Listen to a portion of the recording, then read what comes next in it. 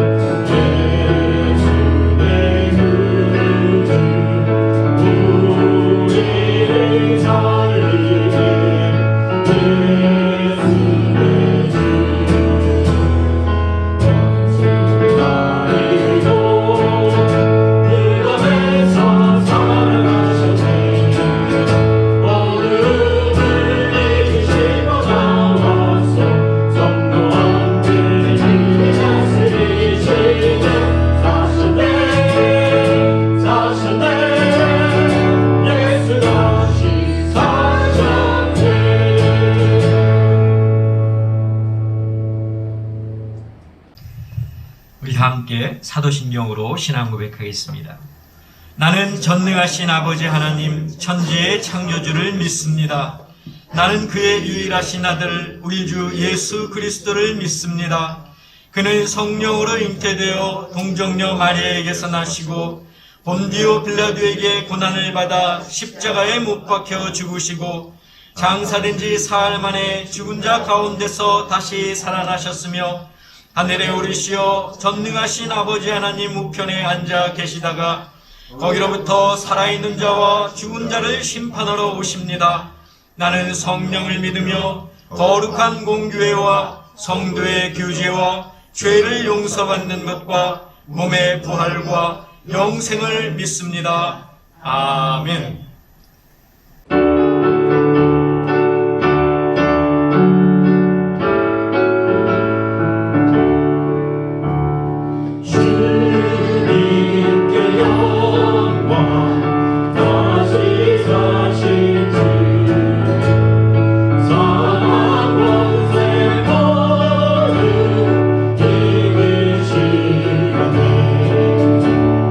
기도 이른 저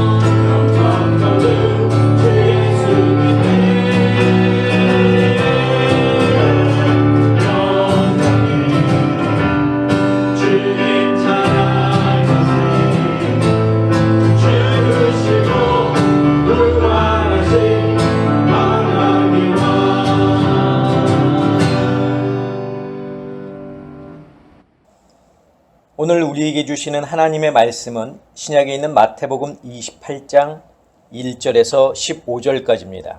제가 봉독하겠습니다.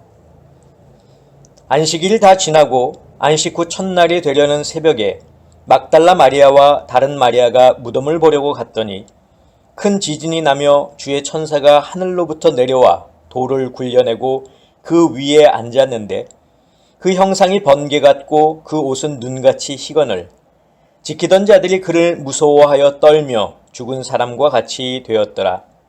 천사가 여자들에게 말하여 이르되 너희는 무서워하지 말라. 십자가에 못 박히신 예수를 너희가 찾는 줄을 내가 아노라. 그가 여기 계시지 않고 그가 말씀하시던 대로 살아나셨느니라. 와서 그가 누우셨던 곳을 보라. 또 빨리 가서 그의 제자들에게 이르되 그가 죽은 자 가운데서 살아나셨고 너희보다 먼저 갈릴리로 가시나니 거기서 너희가 배우리라 하라. 보라 내가 너희에게 일렀느니라 하거늘 그 여자들이 무서움과 큰 기쁨으로 빨리 무덤을 떠나 제자들에게 알리려고 다름질할세 예수께서 그들을 만나 이르시되 평안하냐 하시거늘 여자들이 나아가 그 발을 붙잡고 경배하니 이에 예수께서 이르시되 무서워하지 말라. 가서 내 형제들에게 갈릴리로 가라 하라. 거기서 나를 보리라 하시니라. 여자들이 갈 때에 경비병 중 몇이 성에 들어가 모든 된 일을 대제사장에게 알리니 그들이 장로들과 함께 모여 의논하고 군인들에게 돈을 많이 주며 이르되 너희는 말하기를 그의 제자들이 밤에 와서 우리가 잘 때에 그를 도둑질하여 갔다 하라. 만일 이 말이 총독에게 들리면 우리가 권하여 너희로 근심하지 않게 하리라 하니 군인들이 돈을 받고 가르친 대로 하였으니 이 말이 오늘날까지 유대인 가운데 두루 퍼지니라. 아멘. 기도하겠습니다. 사랑의 아버지 하나님, 오늘도 이 부활의 기쁜 날 저희들을 부르셔서 주님의 그 부활의 기쁨에 동참하게 하시고 또 함께 예배를 드릴 수 있도록 허락하신 은혜를 감사합니다. 오늘도 저희에게 주시는 말씀 듣고 그 말씀에 순종하는 저희들 될 수 있도록 주님 저희들을 인도하여 주시옵소서. 예수 그리스도의 이름으로 기도하옵나이다. 아멘. 할렐루야. 부활의 주님, 우리가 오늘 이 아침 부활주일로 지킵니다. 이 부활주일을 우리가 기뻐하는 마음으로 또 감사하는 마음으로 우리가 함께 주님 앞에 예배드리고 또 이 기쁜 소식을 세상 가운데 알리는 저와 여러분들이 되시기를 간절히 부탁을 드립니다.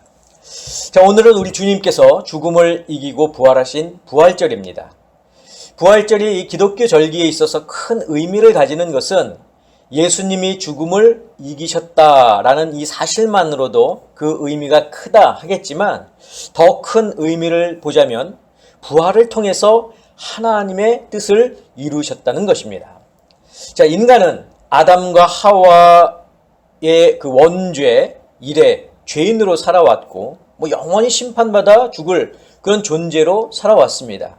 근데 하나님은 그런 인간을 불쌍히 여기셔서 구원하시기로 뜻을 세우시는데 그 하나님의 뜻이 바로 우리 인간의 죄를 위해서 당신의 독생자 예수께서 십자가에서 죽고 또 부활하시는 것, 그것이 이제 하나님의 뜻이었습니다. 자, 예수님은 하나님께 순종하심으로 하나님의 뜻을 이루셨고 그 결과로 누구든지 예수님을 주님으로 고백하는 사람에게는 영원한 생명이 주어졌습니다.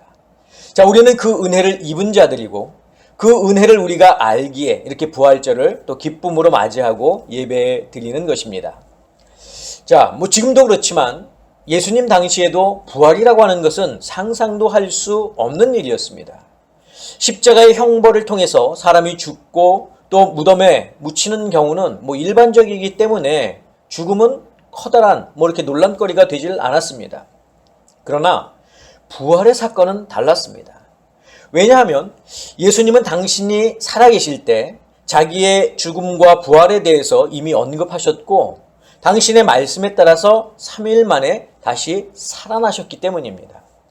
물론 예수님의 능력을 통해서 죽었던 사람이 다시 살아난 경우가 있기는 했지만 그 후 그들은 다시 죽었기 때문에 우리가 그것을 부활이라고 말하지는 않습니다. 하지만 예수님은 죽음을 완전히 이기셨고 더 이상 죽음의 권세에 매이지 않으셨기에 우리는 예수님의 다시 사심을 부활이다라고 말하는 것입니다.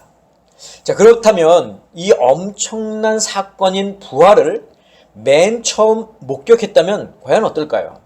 내가 예수님의 부활의 첫 목격자가 된다면 여러분 어떤 기분이 들겠습니까? 자, 오늘 본문을 보면 예수님께서 부활하셨을 때의 그 현상이 기록되어 있습니다. 우리 2절을 같이 보겠습니다. 큰 지진이 나며 주의 천사가 하늘로부터 내려와 돌을 굴려내고 그 위에 앉았는데.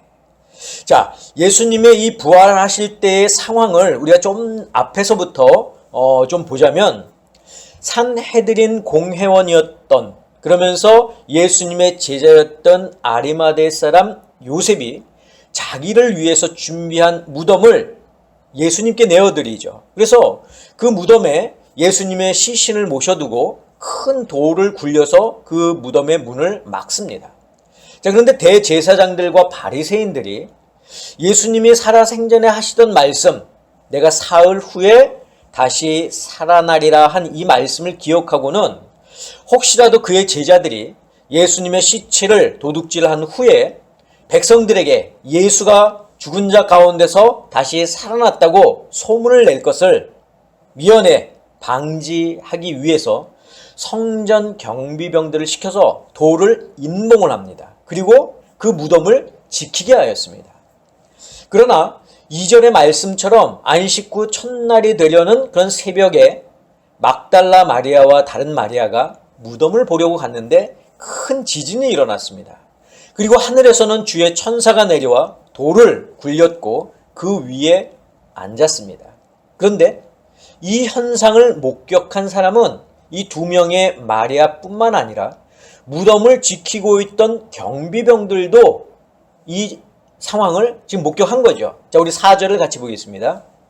지키던 자들이 그를 무서워하여 떨며 죽은 사람과 같이 되었더라. 자, 무덤을 지키던 성전 경비병들도 예수님의 부활의 이 현상을 목격한 겁니다. 자, 그런데 이 현상을 목격한 여인들과 또 이 경비병들은 무서움을 금치 못했습니다. 지진도 지진이지만 하늘에서 내려온 번개 같은 형상의 눈같이 흰옷을 입은 천사들을 보고 무서워했기 때문이죠. 자, 천사는 무서움에 떨고 있는 여자들에게 이렇게 이야기를 합니다. 오늘 본문 5절에서 7절 우리 같이 보겠습니다. 천사가 여자들에게 말하여 이르되 너희는 무서워하지 말라. 십자가에 못 박히신 예수를 너희가 찾는 줄을 내가 아노라. 그가 여기 계시지 않고 그가 말씀하시던 대로 살아나셨느니라. 와서 그가 누우셨던 것을 보라. 또 빨리 가서 그의 제자들에게 이르되 그가 죽은 자 가운데서 살아나셨고 너희보다 먼저 갈릴리로 가시나니 거기서 너희가 배우리라 하라. 보라, 내가 너희에게 일렀느니라 하거늘.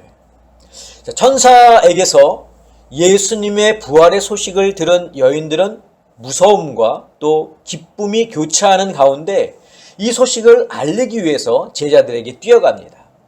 자, 한편 예수님의 부활의 소식을 듣지는 못했지만 지진이 일어나고 또 천사가 무덤에 돌을 옮기는 것을 목격한 경비병들은 일부는 무덤을 지키고 있었고 또 몇 명은 자신들이 목격한 것을 대제사장에게 알리기 위해 성으로 뛰어갑니다.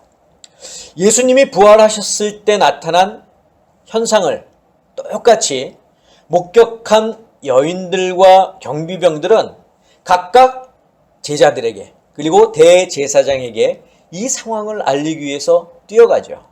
자, 여인들은 천사에게서 들은 예수님의 부활의 소식을 가지고 뛰어갔고 경비병들은 지금 무덤에서 일어난 상황을 보고하기 위해서 뛰어갔습니다. 같은 시간 같은 장소에서 일어난 상황을 여인들과 경비병들이 전하지만 그 소식을 들은 사람들의 반응은 상이합니다. 물론 여인들은 천사들이 전해준 예수님의 부활의 소식과 더불어 제자들에게 뛰어가던 중 부활하신 예수님을 만납니다. 그러니 여인들이 제자들에게 전해준 예수님의 부활의 소식은 기쁨과 확신에 찬 소식일 수밖에 없습니다. 반면 경비병들은 자신들이 목격한 상황밖에는 전할 것이 없었습니다. 그들은 천사에게서 아무런 소식도 듣지 못했고 부활하신 예수님을 만나지도 못했습니다. 단지 무덤에서 큰 지진이 났고 하늘에서 흰 옷을 입은 번개처럼 빛나는 누군가가 내려와서 무덤을 막아놓은 큰 돌을 옮겼다는 것 외에는 달리 전할 내용이 없었습니다. 자, 여인들로부터 예수님의 부활 소식을 들은 제자들은 사실 여부를 확인하기 위해서 무덤으로 갔고 그 후에 예수님은 제자들에게 나타나셔서 당신의 부활하신 모습을 보여주셨습니다. 그리고 제자들은 예수님의 승천까지 목격한 후 예수님의 부활을 증언하는 증인으로 살아갑니다. 반면 경비병들의 보고를 받은 종교 지도자들은 함께 모여 의논했지만 그들이 할 수 있는 것은 당시의 상황을 목격했던 경비병들을 매수하는 것뿐이었습니다. 그래서 그들은 군인들에게 돈을 주며 예수의 제자들이 밤에 와서 우리가 잘 때 예수의 시신을 도둑질하여 갔다 이렇게 소문을 내도록 시켰습니다. 종교 지도자들이 이렇게 경비병을 매수한 이유는 두 가지입니다. 첫째는 예수님의 부활을 인정하기 싫어서입니다. 자칭 하나님의 아들이라고 말하며 많은 기적과 이적으로 백성들의 마음을 얻었던 예수가 자기들을 향해서는 외식하는 자로 치부했기 때문에 그 모습이 너무나 꼴보기 싫어서 그를 붙잡아 십자가 위에서 죽게 했는데 경비병들의 보고를 듣고는 뭔가 심상치 않은 것을 느끼고는 이를 무마할 수 있는 방법을 찾던 중 거짓 소문을 내도록 한 것입니다. 그렇게 되면 예수의 부활은 거짓이 될 것으로 생각한 겁니다. 자, 둘째로 종교 지도자들이 경비병들을 매수한 이유는 만약 이 사실이 백성들에게 알려지면 민심이 다시 예수님에게 쏠릴 것을 두려워했기 때문입니다. 자, 그렇지 않아도 병자들을 고치고 많은 능력을 행한 일 때문에 민심이 예수님께 쏠린 것, 이것을 겨우 잠재웠는데 예수가 다시 살아났다는 소문이라도 나면 자신들이 가지고 있던 지위와 명성과 부를 다 잃게 될 것을 두려워해서 경비병들을 통해서 거짓 소문을 낸 것입니다. 자, 여인들은 예수님의 부활의 소식을 전했고 경비병들은 제자들이 예수님의 시신을 훔쳐갔다는 거짓 소식을 전했습니다. 이 자리에 앉아있는 우리는 여인들이 전해준 소식을 믿는 사람들입니다. 우리가 비록 예수님의 부활을 직접 눈으로 목격하지는 못했지만 우리는 부활을 목격한 여인들과 제자들이 전하는 소식을 사실로 받아들이고 믿는 사람들입니다. 그러나 세상에는 경비병들이 전한 소식을 믿는 사람들도 많이 있습니다. 예수의 부활은 거짓이다. 예수는 부활하지 않았다. 예수의 제자들이 그 스승의 시신을 감춰놓고 부활했다고 거짓 소문을 낸 것이다 라고 믿는 사람들이 많이 있다는 거죠. 여인들이 전해준 소식을 믿느냐, 경비병들이 전해준 소식을 믿느냐는 본인들의 몫입니다. 같은 시간, 같은 장소에서 같은 상황을 놓고 전해지는 두 가지 소식 중에 어느 것을 믿을 것인가는 본인이 선택하는 겁니다. 저는 우리 아름다운 교회 성도 여러분들이 여인들이 전해준 소식을 사실로 믿고 선택한 것에 격려를 보냅니다. 앞에서도 말씀을 드렸지만 부활이라고 하는 것은 예나 지금이나 상상도 할 수 없는 일입니다. 의학적으로도 과학적으로도 경험적으로도 부활은 결코 있을 수 없는 일입니다. 그런데 우리는 그 부활을 믿는다고 이 자리에 앉아 있습니다. 그리고 예수님의 그 부활을 기뻐하며 예배를 드리고 있습니다. 인간의 지식 안에서는 부활이 있을 수 없지만 우리가 부활을 믿는 것은 하나님이 전능하신 하나님이심을 믿기에 예수님의 부활도 우리는 믿는 것입니다. 그렇다면 우리는 예수님의 부활을 믿고 기뻐하고 예배 드리는 것으로 만족할 것인가에 대해서 한번 생각해 봐야 되겠죠. 왜냐하면 부활하신 예수님께서 우리에게 분부하신 명령이 있기 때문입니다. 한마디로 부활의 기쁨이 기쁨에서만 멈춰서는 안 된다는 겁니다. 부활의 기쁨은 나만의 기쁨, 믿는 자들만의 기쁨에서 끝나서는 안 되는 것입니다. 우리는 이 기쁨을 세상에 알리고 전해야 합니다. 그것이 우리의 사명이고 예수님의 명령입니다. 예수님이 부활하시던 날 아침, 여인들은 부활의 소식을 가지고 달려갔습니다. 경비병들은 부활의 소식을 숨기기 위해 달려갔습니다. 여러분들은 지금 어떤 소식을 가지고 달려가고 있습니까? 아직 달려갈 준비가 되어 있지 않으십니까? 사도 바울은 디모데후서 4장 2절에서 너는 말씀을 전파하라. 때를 얻든지 못 얻든지 항상 힘쓰라 라고 말씀하고 있습니다. 그러면서 7절에서는 나는 선한 싸움을 싸우고 나의 달려갈 길을 마치고 믿음을 지켰으니 라고 고백하고 있습니다. 사랑하는 성도 여러분, 성도는 말씀을 전파하는 자입니다. 때를 얻든지 못 얻든지 항상 말씀을 전파하기 위해서 힘쓰는 자들입니다. 예수님의 부활의 소식을 듣고 힘차게 뛰어나가는 자들입니다. 그리고 바울처럼 나의 갈 길을 마치고 믿음을 지켰다고 고백할 수 있어야 합니다. 저는 우리 아름다운 교회 성도 여러분들이 예수님의 부활의 소식을 가지고 세상 끝까지 뛰어가는 귀한 예수님의 증인이 되시기를 주님의 이름으로 간절히 축원합니다. 기도하겠습니다. 사랑의 아버지 하나님, 하나의 사건을 놓고 진실을 전하느냐, 거짓을 전하느냐,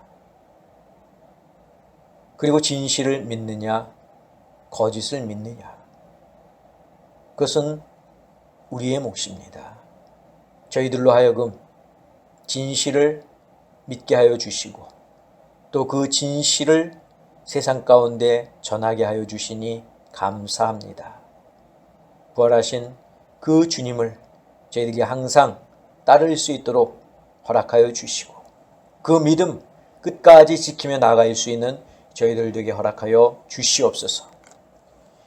이제는 우리 주 예수 그리스도의 은혜와 하나님의 그 크신 사랑하심과 성령님의 역사하심이 예수 그리스도의 부활의 기쁨을 함께 누리며 증인으로서의 삶을 살기를 다짐하는 사랑하는 당신의 성도들 머리 위에, 저희들의 가정 위에, 건강 위에, 자녀들 위에, 직장과 사업과 일터 위에 지금부터 영원까지 함께하옵시기를 간절히 축원하옵나이다. 아멘.